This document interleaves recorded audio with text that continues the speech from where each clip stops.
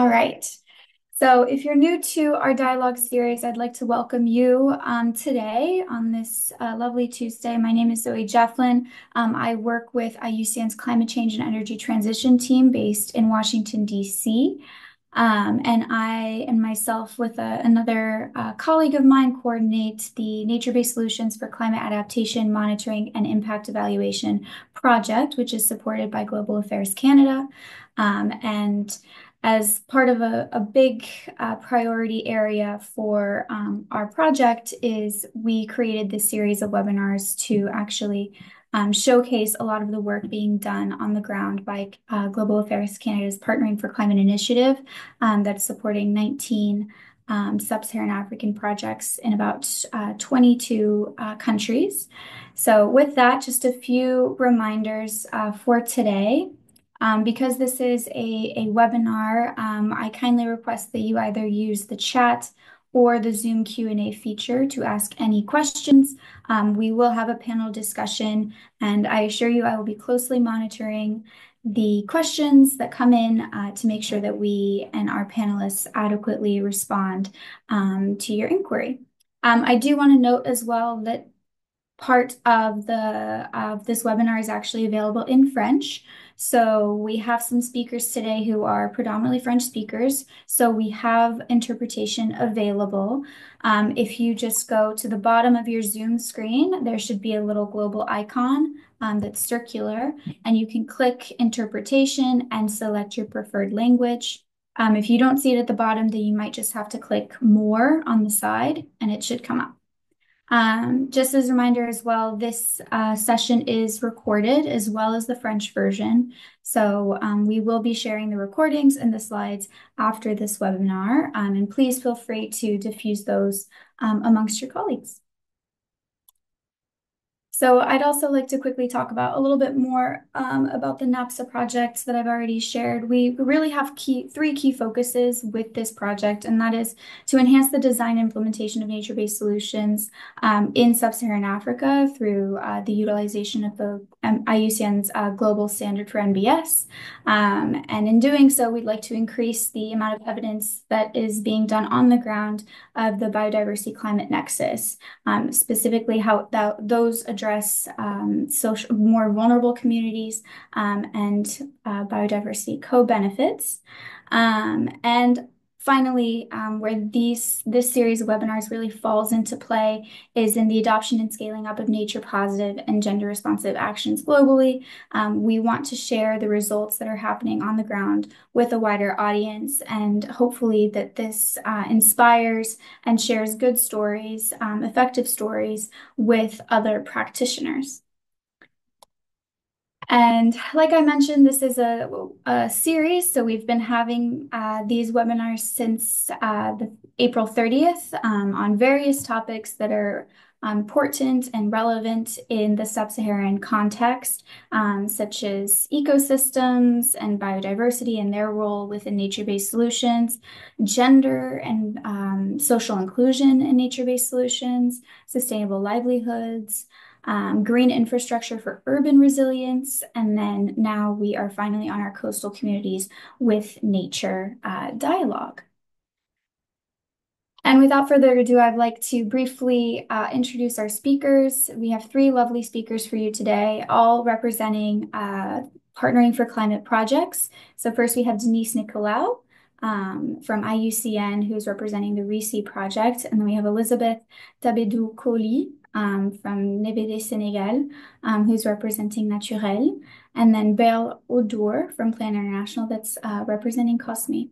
So we also wanted to have one of my colleagues from IUCN present about the work that we are doing in coastal communities, specifically with mangroves. Unfortunately, she fell ill quite unexpectedly, but she did allow me to share a video that she thinks would set the discussion and the dialogue quite well. So I'm going to go ahead and share that. Just bear with me as we load.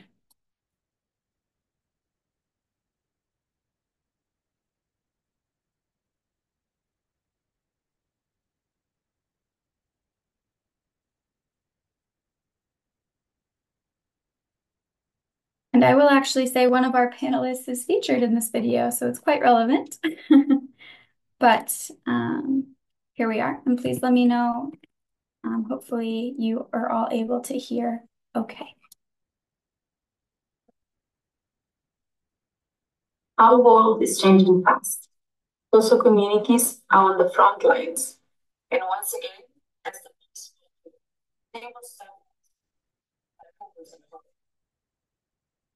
but there is a current financial source that I use. Nothing variable is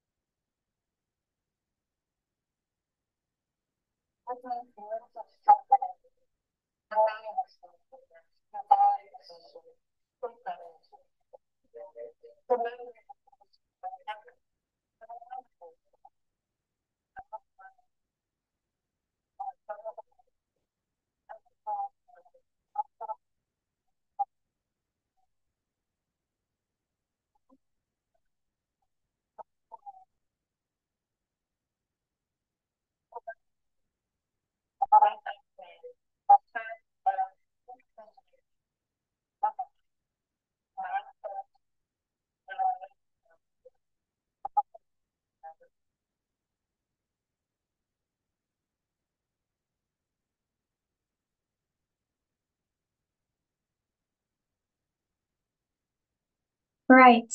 So with that presentation, I will go ahead and open the floor for one of our speakers, Miss Denise Nicolau. And just to briefly introduce Denise, Denise is a Mozambican ecologist and the regional manager for coastal and marine ecosystems at IUCN's Eastern and Southern Africa Regional Office, where she leads the Blue Nature Network for the Great Blue Whale team, focusing on nature-based solutions for climate adaptation in the Western Indian Ocean.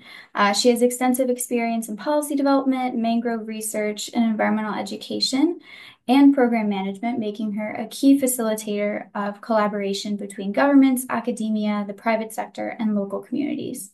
Denise has also co-authored several key works, including the Global Mangrove Restoration Tracking Tool and Mozambique's Ecosystems Red List, and played a pivotal role in the designation of key biodiversity areas, or KPAs, and the development of national strategies for mangroves and corals. She is also a member of the Western Indian Ocean Mangrove Network and the IUCN Impact Mitigation and Ecological Compensation Thematic Group. Beyond her professional work, she's passionate about wildlife photography and won the 2023 USAID Photography Contest. So we're very lucky to have Denise here with us today. And I will go ahead and make this presentation full screen. And Denise, do not hesitate to let me know when to switch slides.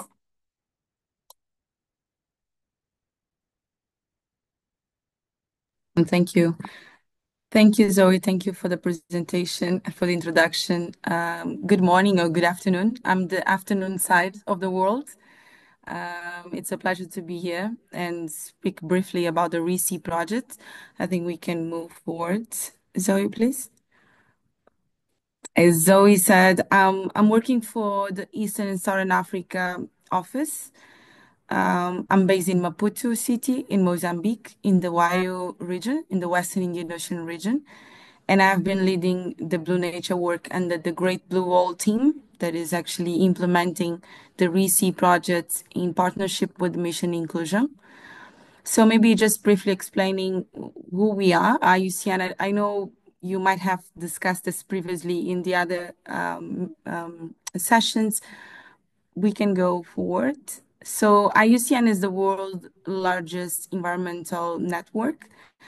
We are seeing the wrong screen. Okay, there is a message here in the chat.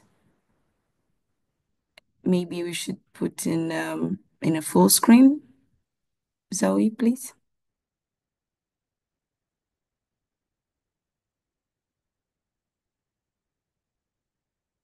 I think, yeah, I think the participants are seeing it on presenter's view.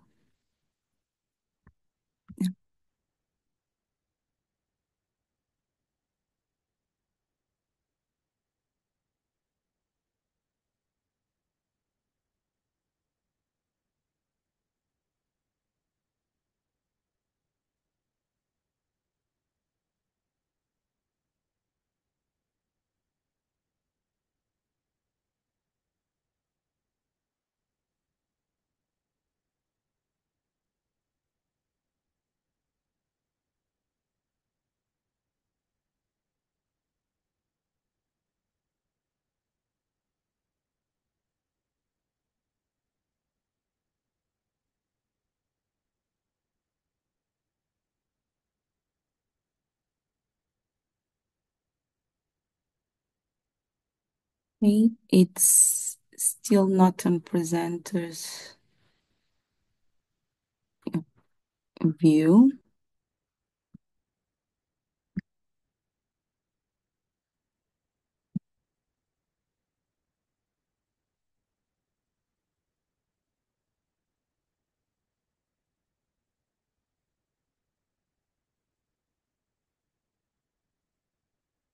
Mm.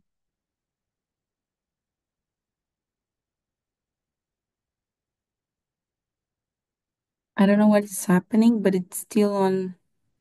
Yeah, we need to put on slideshow. Mm. Yes. Now, yeah, now it's fine. Thank you. Thank you so much. So let me restart again. So yes, thank you. Thank you, everyone. So IUCN, as some of you may know, we have around 70 years of existence. We have headquarters in Switzerland. I'm working for IUCN Ezaro in Eastern and Southern Africa region.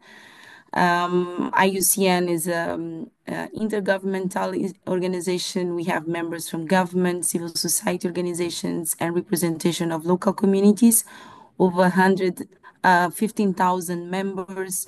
And most of our work is actually impacting on policy, making sure we attain the SDGs and meet the global challenges. Looks like the audio is a bit choppy for the video. Sorry. Oh, okay, sorry. Don't This is worry about video. that, Denise. Yeah. Okay. That was for me. So while we are also supporting global policy and making sure we align local, regional, and global agendas, we also work to support to create direct benefits that will change peoples and nature, but also in the context of climate change, we also work towards more climate resilience and adaptation actions on the ground. And our vision is work towards a just world where values and conservation of nature through positive actions to both prevent the loss and the recovery of diversity of life on Earth. So this is our vision worldwide. So can we move to the next slide, please? Thank you. So Ezaro team is working across Eastern and Southern Africa region, as I said, 24 countries now. And we work in 4 thematic areas: conservation areas and species, dryland resilience, forest landscape livelihoods, and the coastal and ocean resilience program where I'm working on. And the Coastal and Ocean Resilience Program, we call it core program, is driving a regional vision that is famous to be called the Great Blue Wall. I don't know if you ever came across to this concept, but the Great Blue Wall is an initiative that was born in our region, in the Western Indian Ocean region, and is actually, complementing various thematic areas. We felt as a region that we would like to work together to drive a roadmap to achieve a nature positive world by 2030. So the Great Blue Wall is driving the regenerative blue economy, I would say the inclusive marine protected areas and locally managed conservation areas, but also supporting nature-based solutions for climate adaptation. So we can go to the next slide.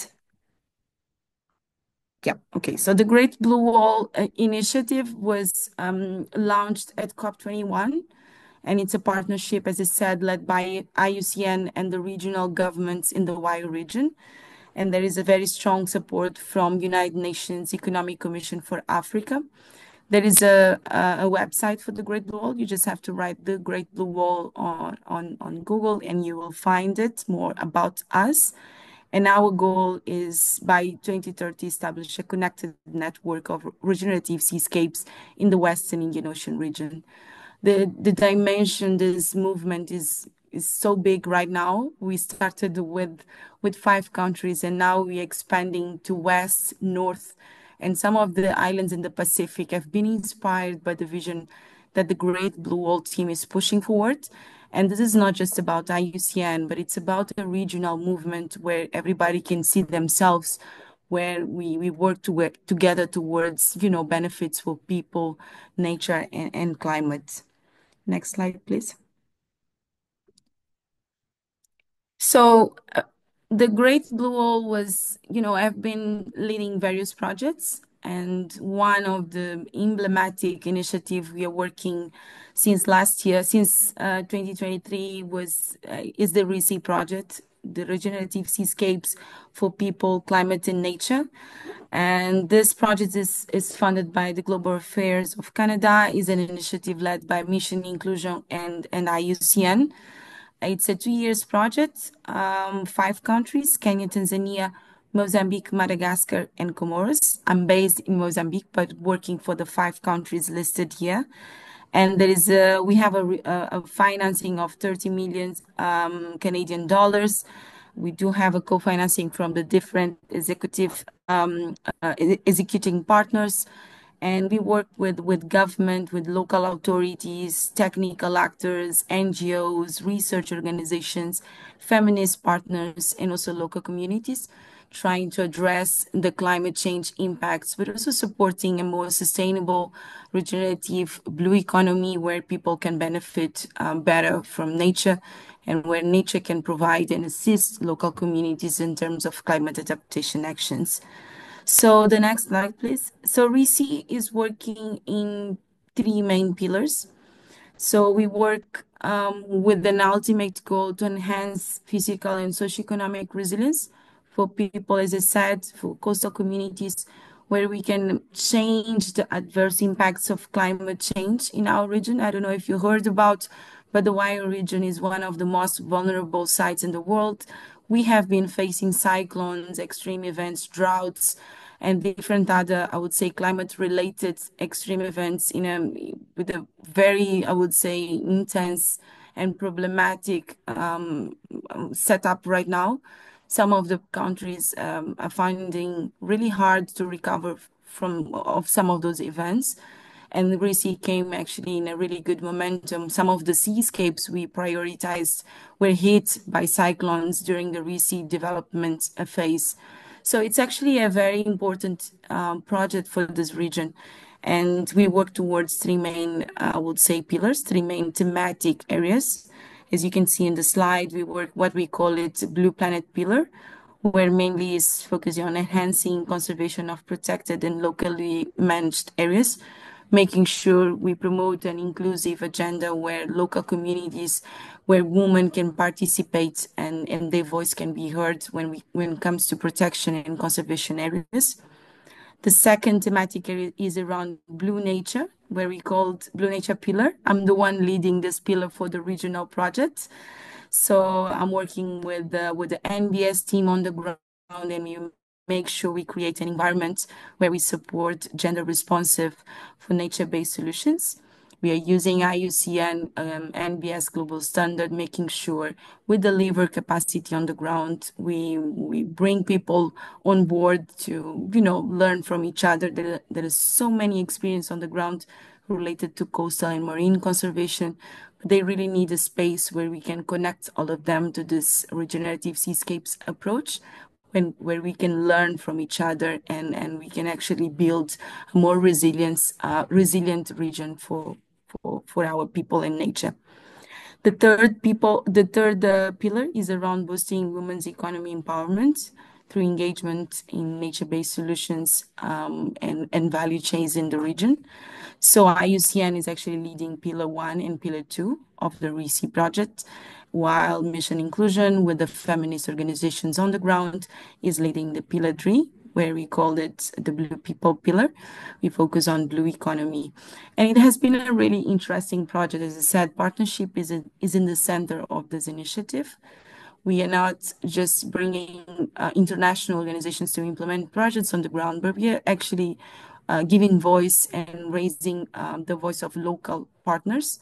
There are several local feminist organizations with a strong capacity that have been engaged into this regional initiative.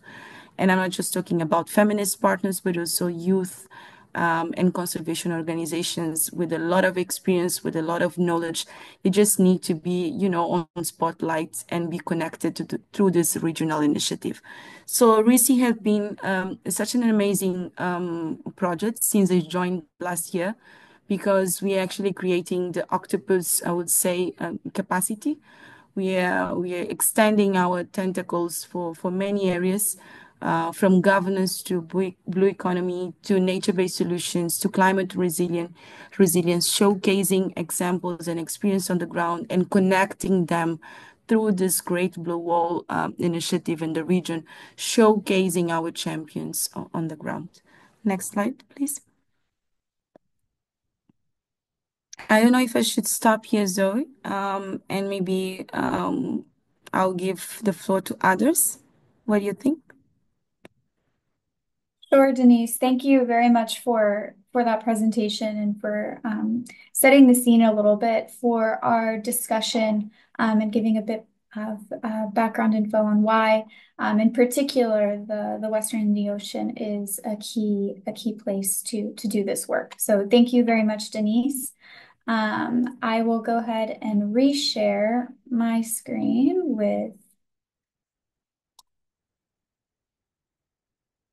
All right, just making sure that we're on the right slides now.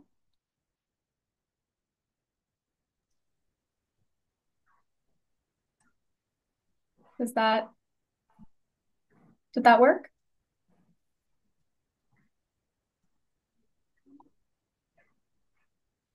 Hello?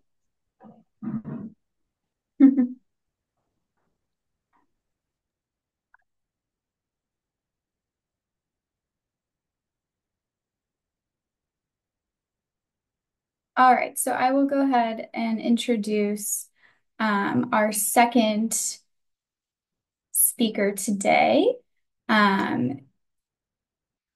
So from representing the COSME project, I'd like to introduce Beryl Ordur, and she is a senior project manager at Plan International Kenya, overseeing the conservation and sustainable management of coastal and marine ecosystems, or COSME, the project.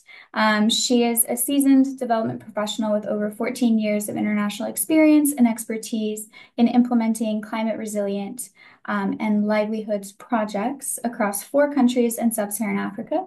Prior to joining Plan International, she worked as a regional program manager at Chalice Africa, where she provided technical oversight in the design and implementation of a sustainable, climate-resilient, nutrition-sensitive, homegrown school feeding program targeting schools and communities, especially women.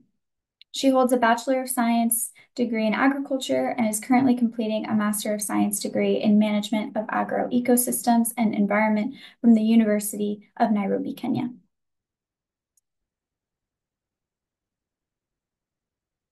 And our next speaker is Elizabeth Tabidu Kohli. Elizabeth Tabidu Kohli is a project coordinator at the Mbede Association in the northern zone of the Saloum Delta, based in Palmarin. She holds a master's degree in biology from the Cheikh Anta Diop Université in Dakar. She has been working since 2018 in mangrove ecosystem restoration activities, particularly in the implementation of soft solutions to combat coastal erosion. At MBD, her main activities in the area mainly revolve around natural resource management and support for protected areas, reforestation, and anti-erosion control. So welcome both to this dialogue, and I will go ahead and stop sharing my screen and invite both Berl and Elisabeth to join us and maybe explain a little bit of context around their projects, COSME and Natur'ELLES, and to get this discussion started. So, Elisabeth, peut-être je peux vous demander d'expliquer un petit peu de contexte sur votre projet Natur'ELLES et votre travail que vous faites pour le projet. Merci, Joël. Bonjour tout le monde. Donc, le projet Natur'ELLES, c'est vraiment un projet financé par AMC, Affaires mondiales Canada, qui vise à renforcer l'adaptation au changement climatique des femmes et leurs communautés vulnérables Et ça se déroule dans le delta du Saloum et de la Casamance au Sénégal. En favorisant l'adaptation des SFN, de restauration et de conservation de la biodiversité. Et c'est vraiment dans ce cadre que s'inscrit notre intervention NEBEDAI. Donc, nous sommes une organisation sénégalaise qui vise à la protection de l'environnement et la valorisation des ressources naturelles. Donc, c'est un projet sur 3 ans qu'on a débuté depuis 2023 et qui va finir en 2025 ou début 2026. D'accord, merci beaucoup, Elisabeth. Beryl, if I can call on you as well to briefly give some feedback on COSME and your work that you do for the project. Yeah, thank you so much. COSME is an acronym. It means Conservation and Sustainable Management of Coastal and Marine Ecosystem. This project is being implemented in Kenya and cross-border communities of Tanzania, focusing mostly in 2 counties in Kenya, that is Kwale, Kilifi County, and even cross-border communities of Tanzania. COSME project is funded by Global Affairs Canada under the Partners for Climate Initiative, and it is a 3-year project that looks at deploying 3 nature-based solutions. One, in ensuring that we have sustainable seaweed farming, mangrove restoration, and locally led forest restoration. This project has a focus on 70% women, and it works closely with partners, Canadian partners, that is Jane Goodall Institute, and Cascadia Seaweed, whereby we leverage their technical and innovation skills to ensure that we implement this project. COSME project also works closely with key government local partners like KEMFRI, KFS. These are government agencies that are mandated to support or are working around the marine and coastal ecosystem. So we leverage their expertise in ensuring that we are scientifically sound and that the project is locally led. In this project, we work also closely with women rights organization and youth-led organization, and also schools. We have 3 pillars in the project, whereby we look at the NBSs as the main pillar number 1. We also look at increasing that the project is gender responsive, targeting women, and ultimately looking into ensuring that we have climate resilient livelihoods across the coastal ecosystem, especially for the women that rely on the marine and coastal ecosystem. We also look into empowering and increasing women agency and ensuring that their governance or their voices are heard, even in decision making on matters of environmental conservation. So this project is really important for the community, and we are glad to have this working closely with different partners. And I'm really happy to be in this panel just to explore and to give you more details of what we do. Thank you very much. Thank you very much, Beryl, for that explanation of COSME and a bit of the context around the project. And I think thanks to all 3 of the panelists' interventions on their projects, and especially with Denise's contextualization of the importance of these types of ecosystems, I wanted to perhaps move to the beginning of our panel discussion.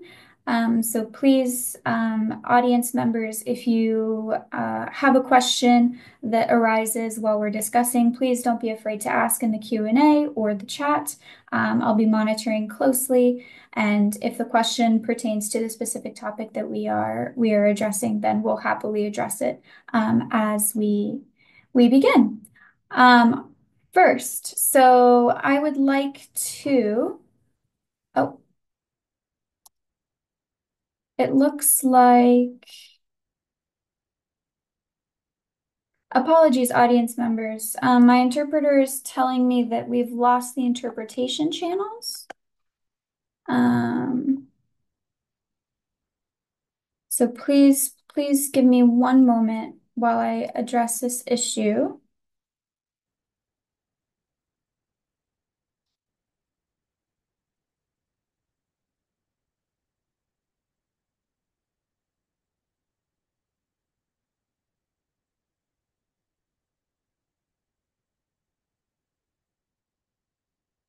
Okay.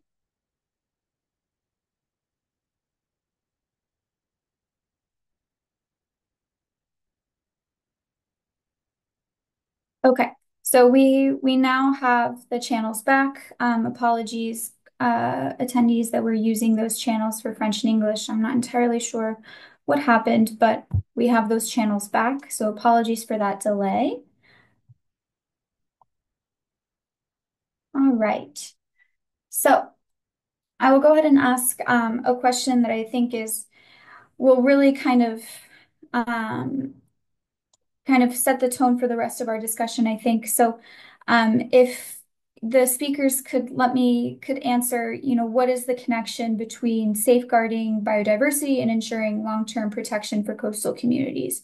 Why should we even be working with a biodiversity lens in mind when it comes to these coastal communities and these coastal areas? If I will let the speaker who wants to address this question first just go ahead and unmute.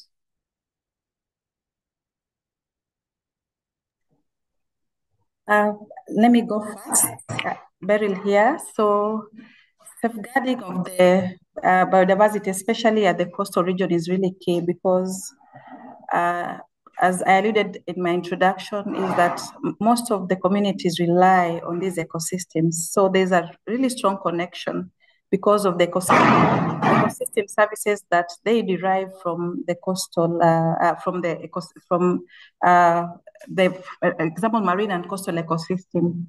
So we can't separate. There's the strong connection and the specific environmental needs, some food, medicine, and other livelihood really rely on this ecosystem. So safeguarding it is important so that the community continues to also thrive and ensure that the rich biodiversity is connected. There's really a really strong symbiotic relationship between the ecosystem services that the community, that the marine ecosystem gives, and the coastal ecosystem and the community members. So it is important to really safeguard the biodiversity because of the ecosystem services that the community derives from it. Thank you. Thank you, Beryl. Denise or Elizabeth, would you like to come in?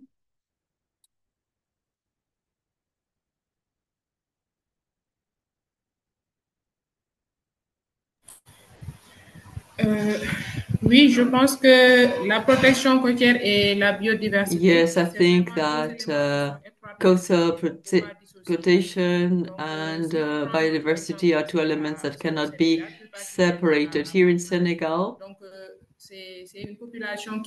we have a population who are used to living on the coast. We have fishermen, we have the community who lives near the shore, and we have observed a loss in biodiversity. There are no more trees.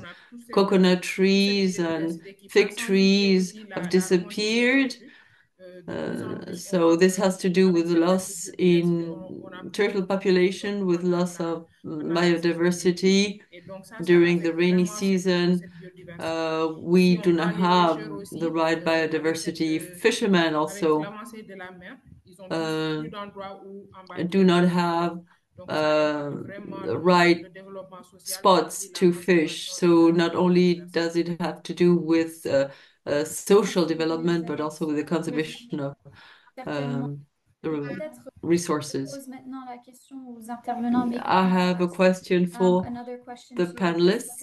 How can nature-based solutions play a role in that? Because there's maybe things like gray infrastructure, so seawalls and things that are built seem to be an easy fix in many ways to some of the problems that coastal communities experience because of climate change, but ultimately can have negative impacts on biodiversity. So how can nature-based solutions play a role and provide an alternative to gray infrastructure? And maybe what are some examples that you've seen of this happening?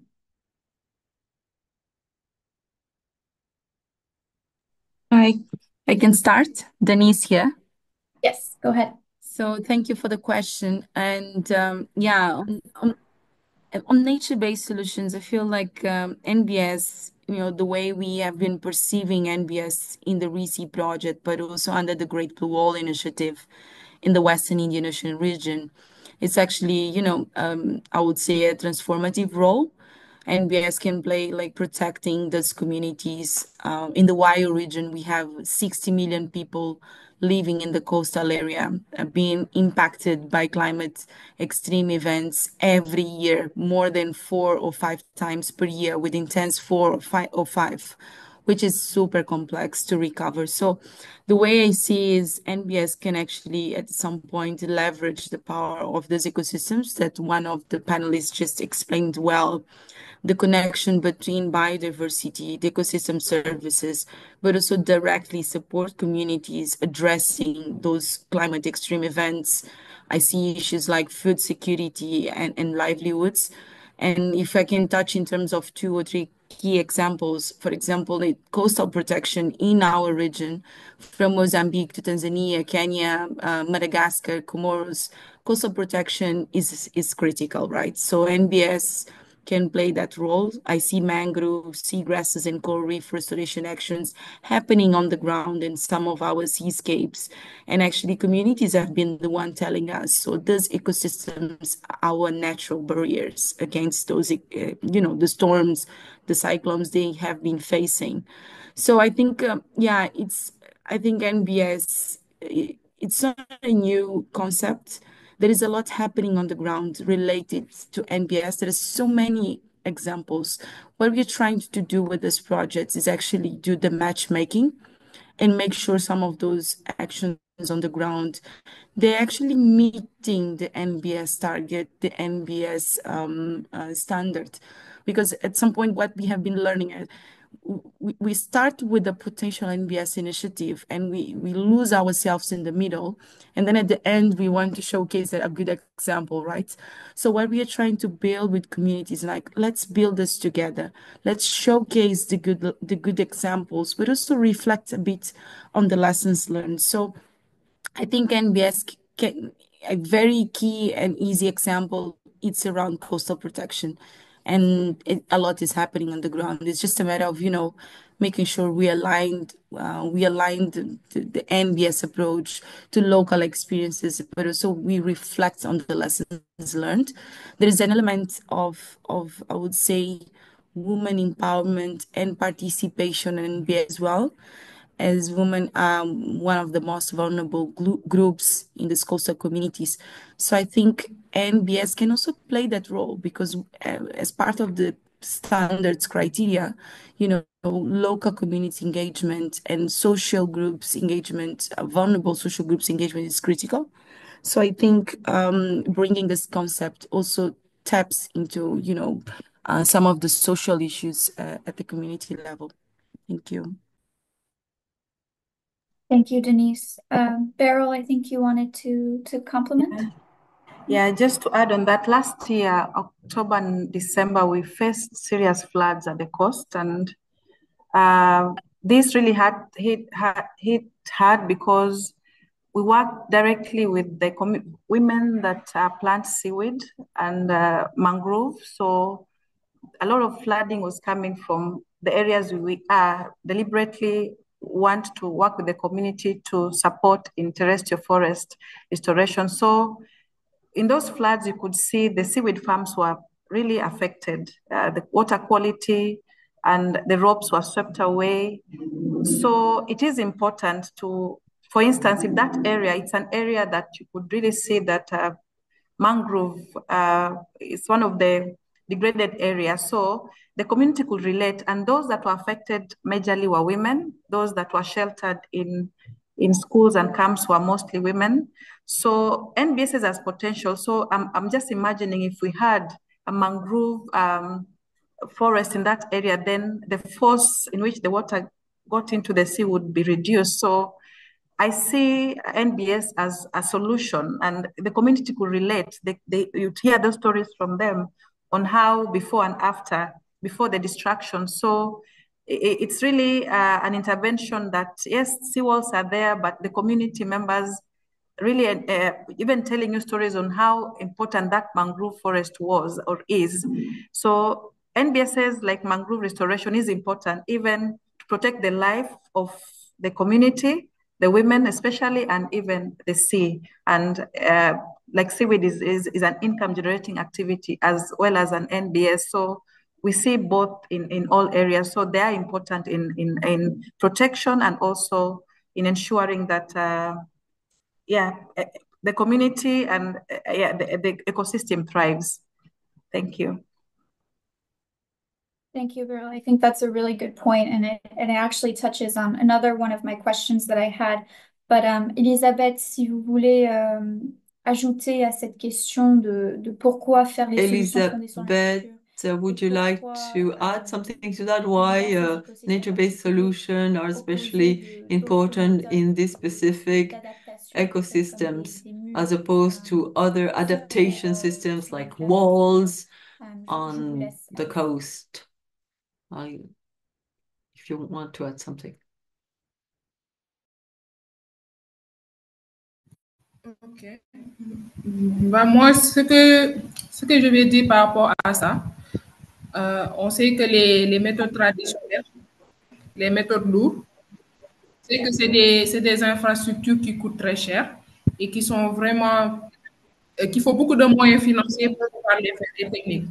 Alors que les solutions fondées sur la nature, c'est des solutions réplicables, adaptables et vraiment, si les communautés sont formées, sont sensibilisés, ils peuvent eux-mêmes prendre en charge cet aspect sans qu'il y ait beaucoup de moyens. Donc, c'est juste les former, les sensibiliser et trouver de petits moyens de subsistance à travers des activités génératrices de revenus qui vont leur permettre de prendre en charge cette activité. Si on prend l'exemple des épis ça va, qu'on est en train de développer au niveau de la zone de Palmarin où nous intervenons pour lutter contre l'érosion côtière. Et vraiment, c'est une solution qui est prise en charge par la communauté.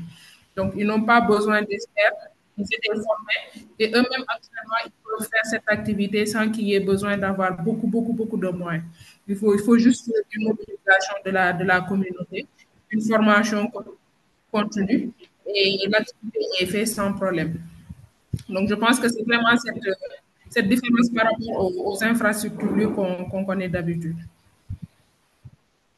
Merci Elisabeth. Je suis totalement d'accord avec ce que vous avez ajouté, surtout que c'est en fait les Yes, solutions Elizabeth, fondées sur I la totally nature. En agree fait, with c'est you. une In solution fact, plus économique pour les communautés, nature-based même solutions si are more ça coûte plus cher. economical Mais comme for Denis et Beryl l'ont communities, bien and dit, as Denis and ils sont Beryl quand même rightly importants said, they are dans still l'organisation et l'implémentation de ces used. solutions.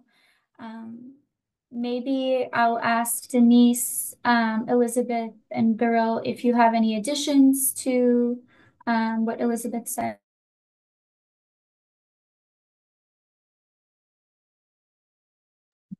I think it was a really good answer. Nothing to add for now. But I will just say, like, I fully agree. I think empowerment capacity needs to come from local level. Communities needs to be the one, leading the initiatives. And I think the element of cultural benefits and the various ecosystem services and sustainability will be there. So I think I fully agree with Elizabeth. Yeah, thank you. Great, thank you. And yeah, I think, like I said before, all three of your comments and responses to this question touched on the ways it can involve communities and particularly women. And maybe I want to focus a little bit on that perspective. Does all three of your projects, and Denise, you already talked about this a little bit in the beginning, but maybe we can add a bit more detail and examples. How does Natur'ELLES, COSME, and ReSea really involve women in each of their activities, especially with NBS on the ground, and what are the various ways that we can really involve them? Thank you. I actually have included this point in my presentation. We don't need to go into the PowerPoint again, but I can allow me to quickly run into the slides so I can keep the same message. So the idea, looking to ReSea and how we create opportunity for women engagement, for the different components of the social aspects to be in this project is, you know, looking to the Western Indian Ocean region, we have a massive biodiversity, coastal and marine biodiversity. But it's a sad, from this coastal forest to mangroves, seagrasses, and coral reef, with the climate extreme events, there is so many challenges. And I think bringing people to the center of solutions along with nature, it's also a critical point to move forward and not just, conservation per se and just conserving without providing benefits to local communities. So I think that's a game changer that the ReSea project is bringing. It's a gender responsive initiative, touches on nature, on livelihoods, but also empowerment and make sure the voices of the different social groups is heard, especially the women. We have a couple of examples, really, I would say, funny sometimes, but sometimes makes us feel like we need to continue driving this gender, agenda in the region, because people feel sometimes like having women in the meeting room, it's enough to demonstrate that this is a gender responsive project, and it's not actually. But listen to their voice, making sure they participate in the design, in the implementation of the solutions makes the whole difference.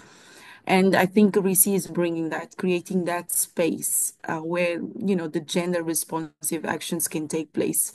So I think the way we are trying to address is to make sure in everything we do in this project, whether it's on, I would say, conservation areas or locally managed protected areas, whether it's on trainings on NBS or restoration of habitats, whether it's on blue value chains, we make sure we first conduct, the project was really good doing a baseline assessment, but also a gender responsive strategy. But we start in-house. We train our people. We go to the communities. We understand the local knowledge, the local context and dynamics, which is critical. And we create opportunities designed to actually integrate women and the youth. Because, these groups, we have women in the room, but in some communities we go, they don't have the right to speak when a man is leading a meeting. So it's so funny when we talk about that. We are coming from urban areas, but when you go to the rural areas, there is a strong, power dynamic that needs to be understood before we came up with your projects. So we are trying to read the local context, bring them on board, allow them to have space to actually, showcase their experience, their solutions, how they perceive nature or the value chains can make difference on their life. So I think that's the major contribution. We are trying to address their needs based on their local experience. So it takes time. When we start a project, we believe like we will have that in a month, right? The strategy, the baseline, and then we kick off running, but it takes time because it really needs you to deep dive and understand the local context. So I think that's the game changer ReSea is bringing to the region. Thank you. Thank you, Denise. I think, Beryl, you wanted to also respond. Just to add on that, a bit of similar approach because our approach is gender responsive. Before the project began, we did a robust gender-based analysis plan that informs our intervention. We have developed a gender justice journey, a methodology that just helps us to have dialogue sessions with women and men to understand and challenge some of the social and cultural norms that limit women participation in conservation. This project, look at nature-based solution, you find that impacts of climate change affects women directly. I've just given you an example of how the floods last year in October affected most women and children. So we really want to ensure that women not just participate because you see them participating in these groups, in the mangrove groups, the seaweed group, majority are women, but in decision making, then you find them not really there. So this project wants to really support and ensure that women are confident enough, their voices can be heard. In decision making, we are looking at the governance structures, working with women rights organizations so that we can model that even with the local organization, and women can be confident that they can also make decisions in the management of the natural resources that directly affect them, or they can also contribute to. They have stories on how the natural environment and how the ecosystem benefits them, so they need to be central in the planning. So integrating even the training manuals that we have developed in all the sectors that we're working in the nature-based solution, we have ensured that it is gender responsive, even at school setup, so that as boys and girls grow up, they are consciously aware that even the women and the girls have space, they have a voice, and they have a stake in ensuring that of conservation and and really fighting effects of climate change. So through the different practices that you're working in. So it is important to ensure that even as Plan International, championing that our approaches are gender responsive. Thank you. Thank you, Beryl, for that answer. I think I also want to, maybe Elisabeth, si vous voulez aussi répondre sur cette question.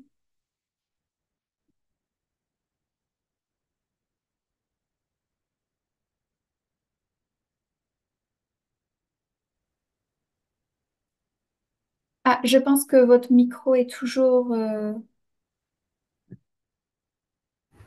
super. Ouais, c'est bon maintenant. Voilà, donc comme je l'ai dit au début, vraiment, As I was le projet saying, naturel vise the à Natur'ELLES renforcer la project préparation des femmes face au changement climatique. is Et le about projet naturel preparing est au centre de women ces in the activités face NAbSA. of Donc c'est très climate important change, parce qu'on and sait que women quand at on the parle de heart of the changement climatique, project, les femmes because we ont de know manière à that être when impactées. discussing Et donc climate elles doivent change, être les women acteurs are the de cette changement. most affected. Et avec le projet naturel, on essaie de And voir with the comment les natural renforcer project, we try en to mettant see en place how des to activités reinforce the génératrices de strength of revenus women, qui leur permettront d'avoir des revenus implementing financiers pour pouvoir revenue prendre en charge cet aspect de creating conservation dans leurs zones activities d'intervention. Au-delà de ça aussi, in the il different y a l'aspect areas where we formation qui est intervene. très So we important, have surtout training, en which is very leadership, important, pour permettre especially à ces femmes leadership training, de so that pouvoir these women participer aux manage instances to de décision telles participate que les in the comités de gestion des aires marines decision-making protégées ou bien des bodies réserves, parce in the que plus souvent different c'est là-bas protected où areas les and sociétés, reserves, les because femmes ne sont pas représentées. mostly Donc quand les femmes sont it's men who capacitées, make sont decisions renforcées, and elles women peuvent are not être vraiment plus represented. So leaders dans when leur zone women feel d'intervention stronger, pour they pouvoir really can défendre les intérêts et les contribute besoins des in femmes. this decision Au-delà de making ça to aussi, defend the il y a needs and toutes les interests of formations women. autour Besides de that, we la have all kinds of biodiversité training qui leur around permettent de mieux comprendre les aspects to et de better pouvoir understand. mieux les vulgariser au niveau de leur zone.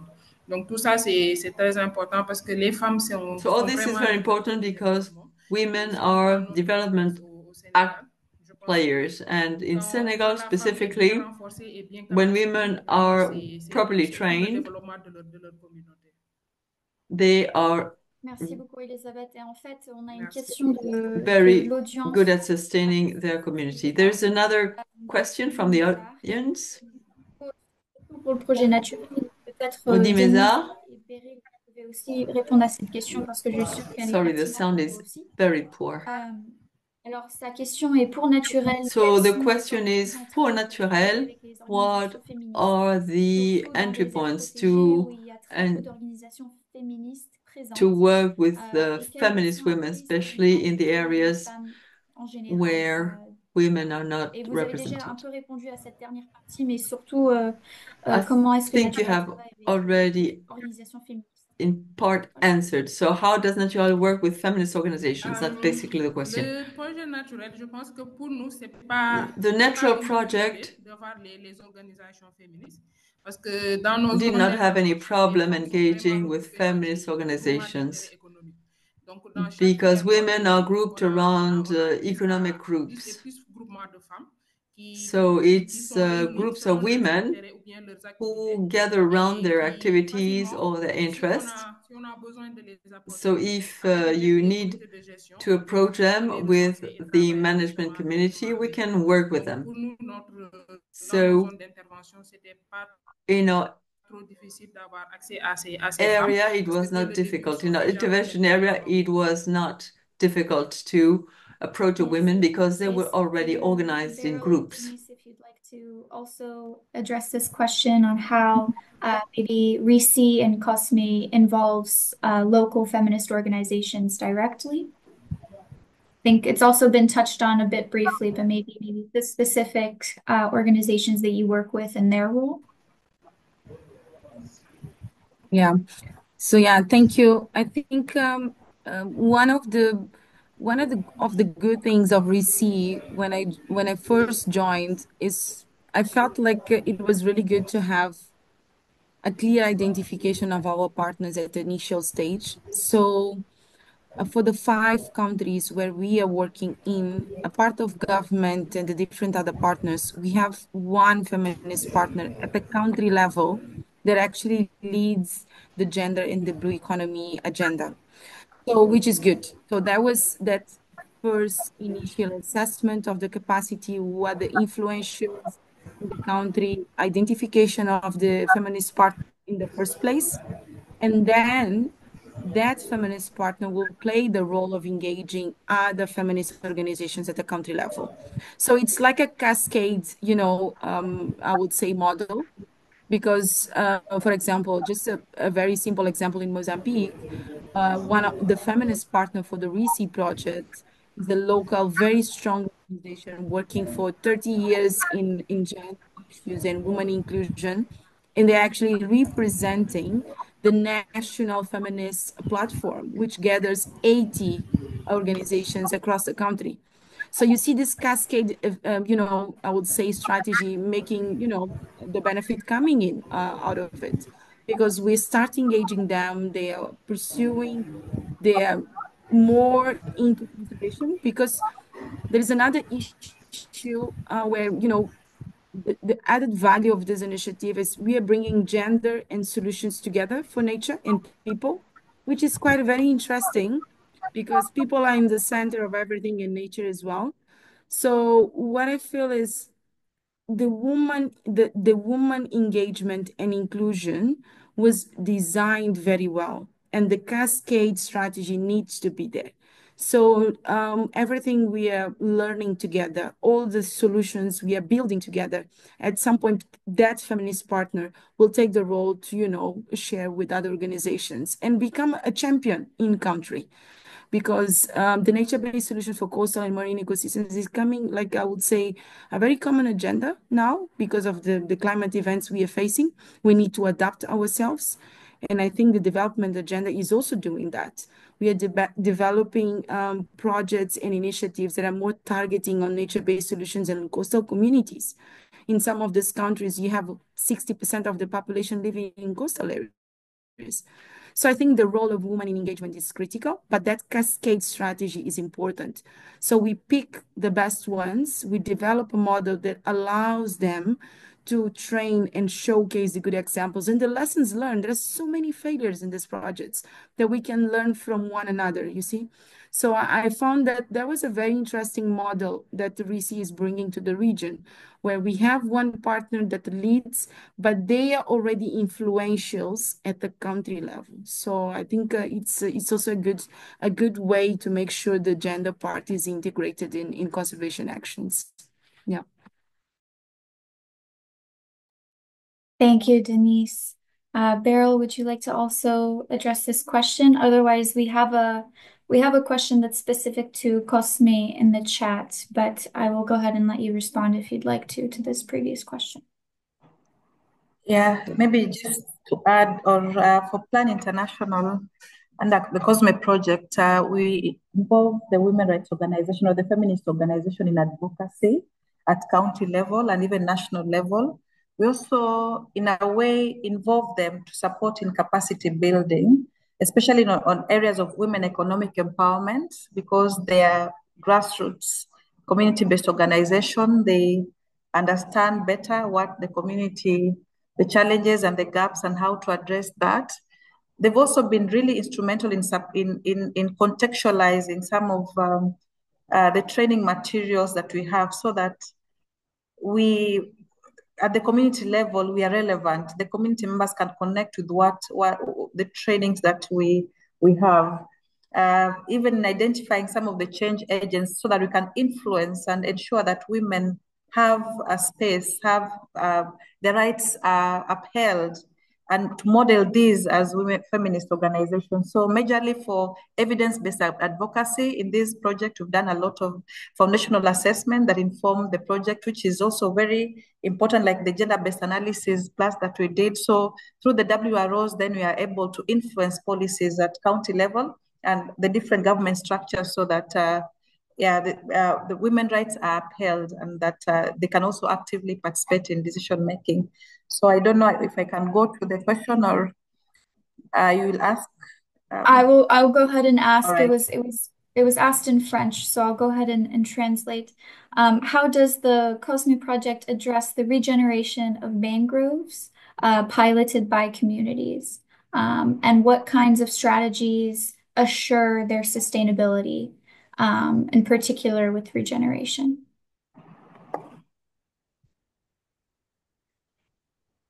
So the approach for our mangrove restoration is ecological based mangrove restoration. So we work closely with the community members. We've just currently mapped out degraded areas and different strategies being developed so that areas, and we worked with the research institutions, and kindly they've guided us on the areas that require natural regeneration, areas, different interventions, so that we ensure that there's that natural regeneration of mangrove.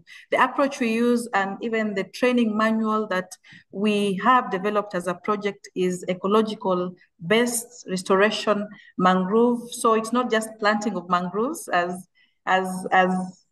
let me say common practice, but we also have a really strong component of regeneration, working closely with the community members. Part of it also addressing some of like the livelihood component of the community members, to allow them an income. We have a strong women economic empowerment program, so that they cannot put a lot of pressure on the resources that are available. So it is different approaches that we have developed to ensure that we have the natural regeneration of mangrove. Yeah. So it is a different way, especially looking into the livelihood component, and having working with user groups at community level on nature-based enterprises that will allow this regeneration to occur naturally. Yeah, thank you. Thank you, Beryl. Very, very interesting response. And I like that you mentioned, you re-emphasized the revenue generation piece of your work on COSME. Denise and Elizabeth, if this question is relevant for you with regeneration, please go ahead and address it as well.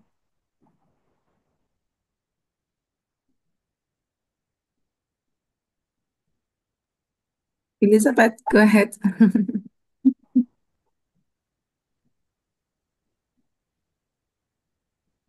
No, I can share a bit on the regeneration as well. So one of the things we're trying to address, similar to what Beryl was just sharing, is understanding the drive of change of this coastal and marine ecosystems is very important. So understanding the ecological status, we're also doing, I would say, like a mapping of ecosystems, trying through the NBS trainings to bond with our focal groups at the community level. So we conduct this NBS IUCN standard training to make sure we aligned, the approach of the project. We understand examples and experience on the ground with the local communities. And now we're doing the same effort, like trying to understand ecosystems before we go. We are also against the craziness around mangrove planting. It's a wrong move. I think community-based ecological restoration is critical. We are promoting that standard as well in the regional mangrove, for example, the regional mangrove restoration guidelines, where we have so many lessons learned of wrong planting. So what we are trying to do is actually, I would say more or less what Barry was saying, like trying to understand the cause of degradation, promoting more natural regeneration. And I like the connection she made with the fact that the livelihoods will and the small enterprises, they will be the one becoming the champions of the more NBS solutions we promote at the project level. That's our strategy.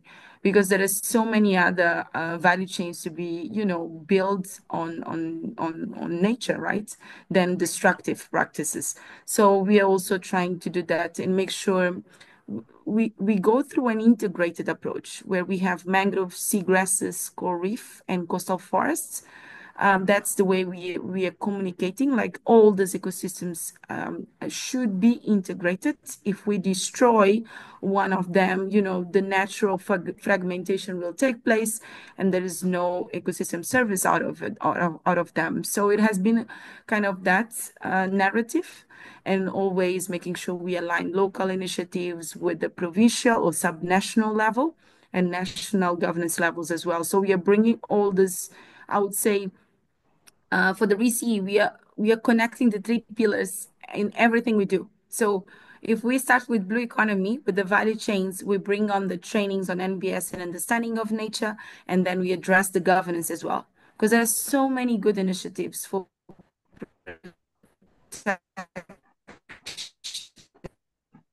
but there are no income out of protection. So of degradation can bring, livelihood solutions. It's a really good package. So that's the way we are trying to build on that. Yeah, we are also not promoting planting, understanding the cause of degradation and address that in a more integrated management perspective. That's the way to move forward. Yeah. Thank you. Thank you both, Denise and Beryl. And Claudie, merci pour vos questions et j'espère qu'on a bien pu répondre. So we have time for maybe one more question, but I do want to ask our audience members if there's anything that they would like to ask now. But maybe I think I'm curious about, we briefly touched on kind of the policy behind adopting nature-based solutions and the political considerations that we need to have when implementing.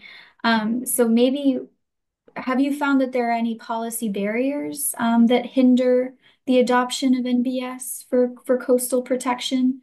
And if you have found that, what are some ways that they can be overcome?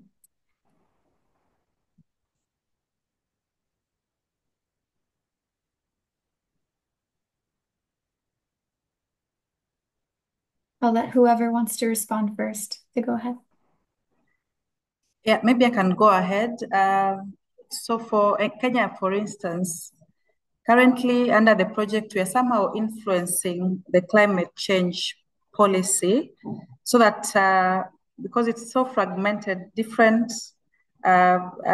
policies here and there, so really bringing it together and so that we have a strong policy framework that will guide and even give space for the implementation of NBSs and for different, like set a platform whereby implementation of NBSs would really be good. And again, one of the challenges we have is that, for instance, there are so many government departments and that work almost was the same. For instance, Kenya Forests Services is mandated to protect the forest, yet there's a Ministry of Environment.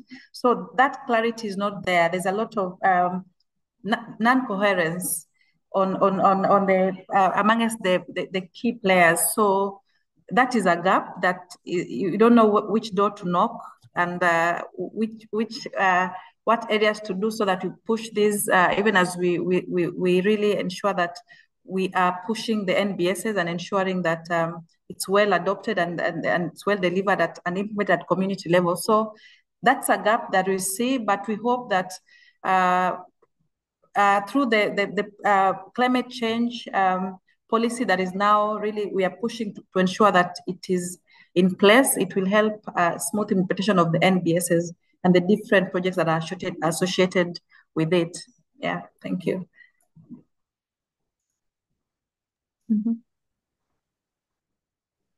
Thank you. If I may add here, I think looking to our regulatory framework in the region, there is a really strong push for I would say, the nature agenda, right? We have the Nairobi Convention. We have so many, the country's national biodiversity strategy and action plans.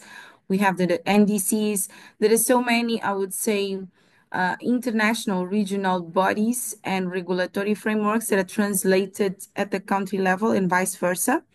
There are commitments our countries are making for COPs and international events. Those are the the most interesting ones because we aim the big, but making sure we achieve that, it's quite challenging. So we found that like similar to what Barry was saying, mandates, it's an issue. Like I think lack of coordination and at some point some of the organizations are doing the same, duplicating efforts, doing the same things.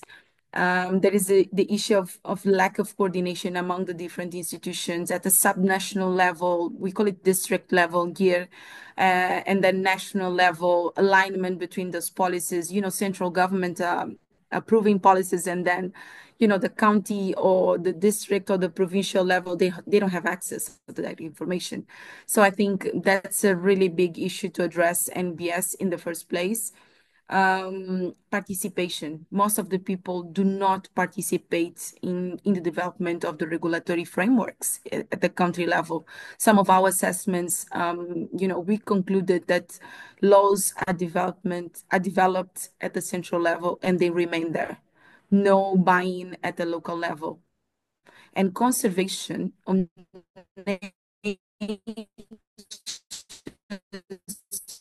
solutions or nature-based solutions are perceived to actually prohibit people to have access to the natural resources. Do you understand what I mean? Like it's quite complex. So we are trying to demystify that understanding because it's the central government who develops a policy and they are the one, doing the surveillance or doing, the enforcement, but there is no consultation process.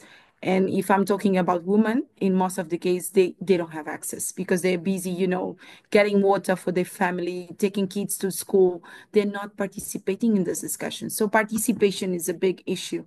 Turnover of staff in government is a big issue. You develop a project with an institution. You have your champions, you're working together, but then the turnover of staff in government, it's also another big issue because you're all the time starting over and over. So we are trying to find our strategies beyond government. I think building a strong civil society, platform that can actually, engage different actors, can promote advocacy at the different levels is also another good strategy we are trying to do to overcome some of our challenges. And I think the last one for us is the lack of financial incentives related to NBS. It's a big issue because we need to bring solutions that at some point are adding value to local communities, to the livelihoods, to the business models that our people are implementing.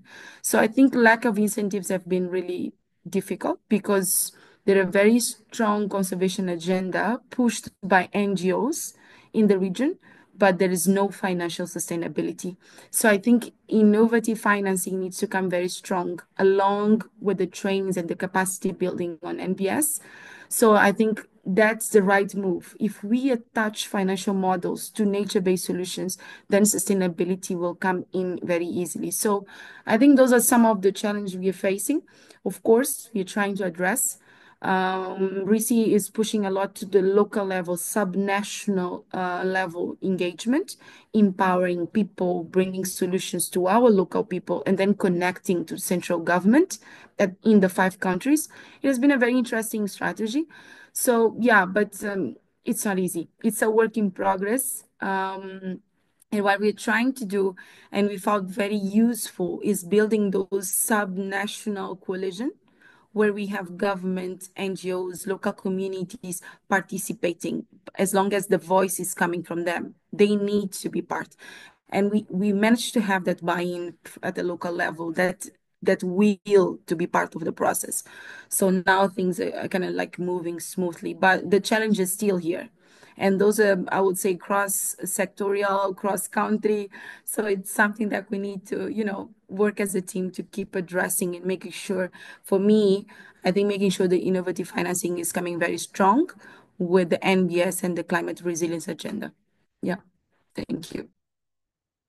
Thank you, Denise. Elisabeth, est-ce que vous voudrez répondre à cette question aussi? Ok, donc nous, heureusement, au Sénégal, Unfortunately, in Senegal, the national policies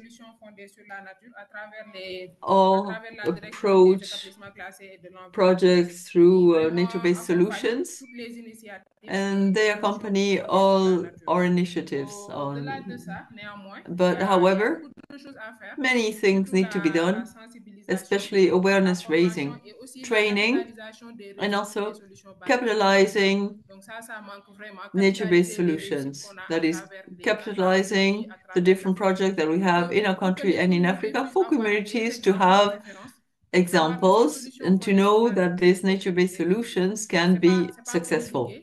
It is not that complicated. You need to insist on capitalizing the successes of nature-based solution. We need to especially insist on training and the awareness raising in communities, because it is them who decide and they need to be informed and trained around nature-based solutions by integrating economy and social and ecosystems, environment. We need to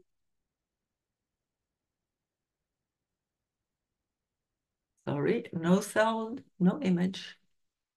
Ah, Elisabeth, je pense qu'on vous a perdu. I think we've lost Je you, sais pas si vous Elisabeth. m'entendiez. Peut-être c'est juste votre vidéo qui ne marche plus. Maybe just your video that doesn't work anymore. Ah, je pense que je vous entends. Alors peut-être juste éteindre la vidéo va aider.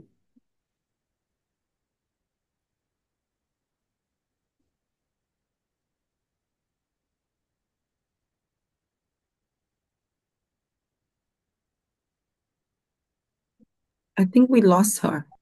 Ouais. Yeah.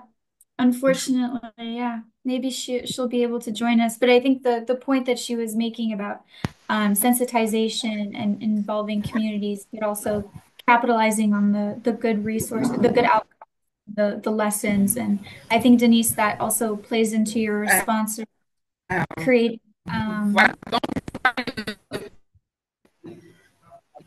Oh, Elisabeth, vous êtes là? Super. On vous a encore. Voilà, donc la chose que je voulais aborder, c'est la durabilité des solutions fondées sur la nature. Sorry, the sound is just horrible. Parce qu'on sait qu'actuellement, il est bien déterminé. C'est très court. Sorry. C'est 2 ans, 3 ans, maximum 5 ans. Donc, So you need maximum 5 years? Soit renforcé et sensibilisé pour qu'il de solutions après la Désolée, Elisabeth, on n'a pas pu Sorry. extrêmement bien entendre la fin. Mais Elizabeth, je pense qu'on a we bien couldn't compris hear ce you que properly, but I vous think disiez, we mais understand what you meant. technique. Sorry about the technical But problems. I was just saying that I think your response really goes well with both what Beryl and Denise shared on the challenges, but also the opportunities that come from involving communities, and what you were saying, Denise, about creating financial incentives and models behind nature-based solutions to motivate that. And I think that plays a huge role in policy as well. So I'd just like to thank you all and maybe give one last opportunity if there are questions from the audience around these topics for our speakers. But otherwise, I will go ahead and reshare my screen.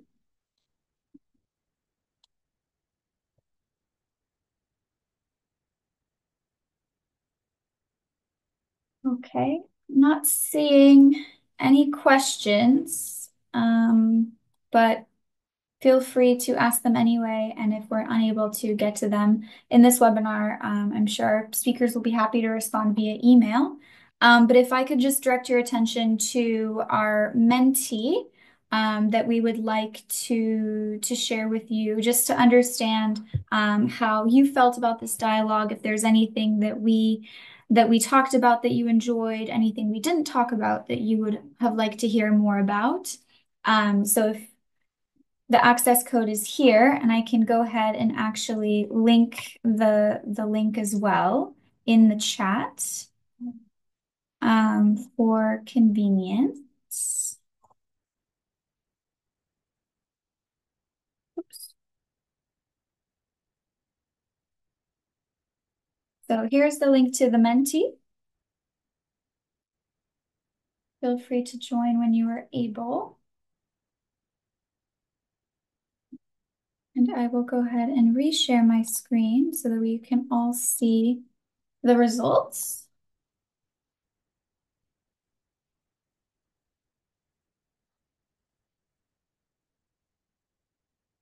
All right. All right, I think that is now up.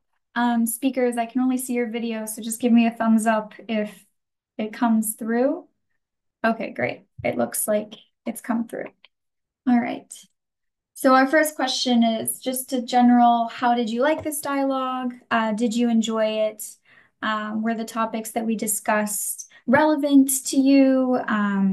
And how did we do today, basically? So we have 3 really enjoyed it. 1, I liked it. Great. Thank you all. 2, I liked it. 5, really enjoyed it. So speakers, I think we can say we did an overall good job. All right, I'll go ahead and move on to the next question. Were the resources shared with this session useful? Trouvez-vous les ressources, outils, etc. partagés lors de cette session utile? Est-ce qu'il y a peut-être des choses qui manquaient aussi? N'hésitez pas de nous dire aussi. All right, so 5 very useful, 2 somewhat useful. And just to note that the not sure, not certain category is also maybe you don't work in coastal resilience, but this subject was interesting for you, so you're not sure how to take this and apply it to your work. But I can assure you there are lessons. All right, so 6 and 3, we'll go ahead and move on. What additional information would you like to receive on urban topics? Oh, apologies, colleagues. That should say on coastal topics, not urban. Quelle information souhaiteriez-vous recevoir sur des sujets urbains? Je suis désolée, collègues, c'est supposé dire des sujets côtiers. Alors, n'hésitez pas. Don't hesitate to let us know if there's something we maybe missed in our conversation that you would like to know more about. As a recap, we talked a lot about women and their role within coastal communities, how to properly engage communities, why push for nature-based solutions rather than great infrastructure, for example. How is that more cost-effective? And then also any policy barriers that exist in actually realizing nature-based solutions, because that's also key in implementation. Looks like we talked about everything. No additional information needed. And then finally, how can we improve the next dialogue? What would you like to see? Comment pouvons-nous améliorer le prochain dialogue? Que souhaiteriez-vous voir? And I will go over again the dialogues we have coming up next, but we have two more dialogues. We have one on nature-based solutions and policy and inclusive governance. That's next month, October 24th, I believe. And then our final one is on financing nature-based solutions, also the last Tuesday of November. So two very important topics, especially in the context of all the COPs that are coming up, the CBD, and then the UNFCCC later. So we understand that a lot of people will be traveling, but I think it's important to discuss during these sorts of global events.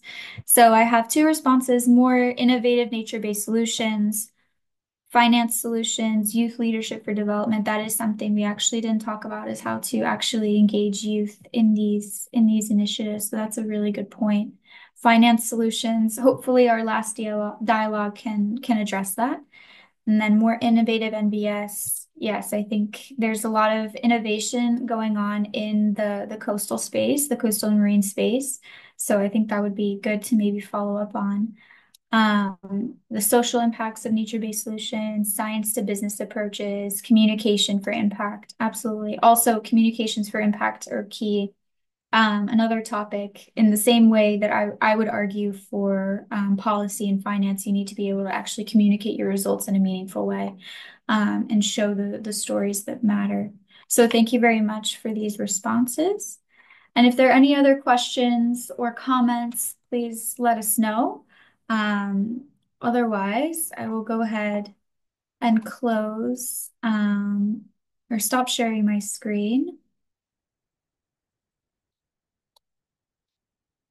And I wanted to give a big thank you again to our three speakers. It's been a pleasure having you and learning about your projects and your experiences. I think it was a really enriching discussion, and I hope that our audience members also found it very, very enlightening, and can bring it to their work as well.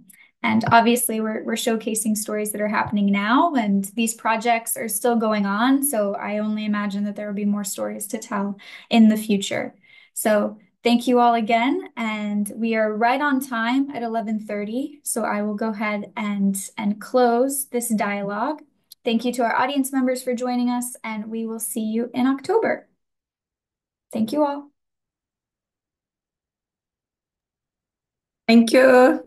It was a pleasure. Thank you, Denise. Thank you, Beryl. Thank you, Elisa. Thank you. Thank you. Bye.